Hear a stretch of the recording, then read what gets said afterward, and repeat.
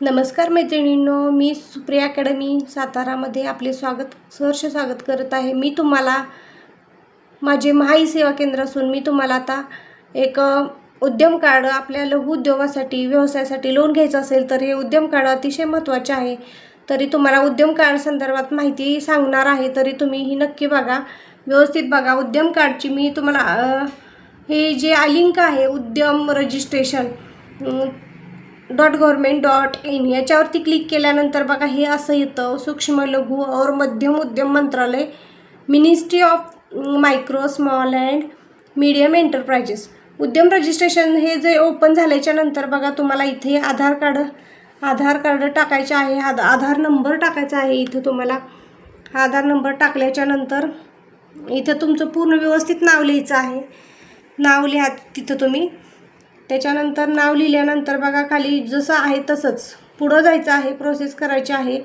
पुढं जर तुमचं Aadhaar card has been successful verified, you can continue your registration process असं आल्यानंतर आपलं आधार कार्ड व्हेरीफाय झालं असं समजायचं। त्याच्यानंतर आपल्याला पॅन डिटेल्स टाकायचे आहेत, पॅन व्हेरिफिकेशन करायचे आहे।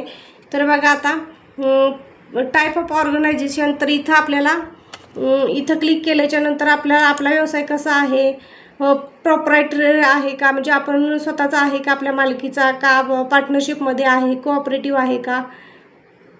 बघा मी तुम्हाला असं दाखवते, आपलं कोणतं आहे, प्रोप्रायटरी आहे का पार्टनरशिपमध्ये आहे का, सहकारीमध्ये आहे का, सोसायटीमध्ये आहे का, ऑदरमध्ये आहे। ह्याच्यातलं कोणतंही एक सिलेक्ट करून, आता माझा जर आहे तो आता स्वतःचं जर एकल स्वामित्व असेल तर एकल स्वामित्व म्हणजे प्रोप्रायटरीमध्ये क्लिक केल्यानंतर इथं आपण स्वतःचं नाव टाकायचं। त्याच्यानंतर इथं पॅन नंबर टाकायचा।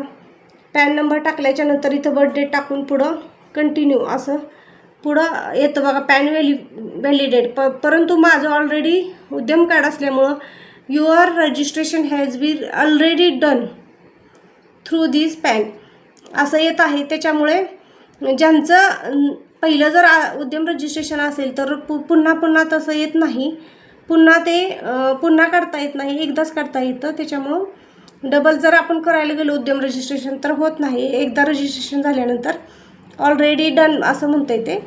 तर त्याच्यामुळं व्हेरिफिकेशन जर ज्यांना कोणाला आधार कार्ड उद्यम कार्ड काढायचं असेल आपल्या व्यवसायासाठी, तर मी तुम्हाला आता स्टेप बाय स्टेप पुढची प्रोसेस सांगते। तर माझा व्हिडिओ नक्की बघा तुम्ही। माझे सुप्रिया अकॅडमी सातारा या चॅनलला सबस्क्राईब करायला विसरू नका। धन्यवाद मैत्रिणींनो।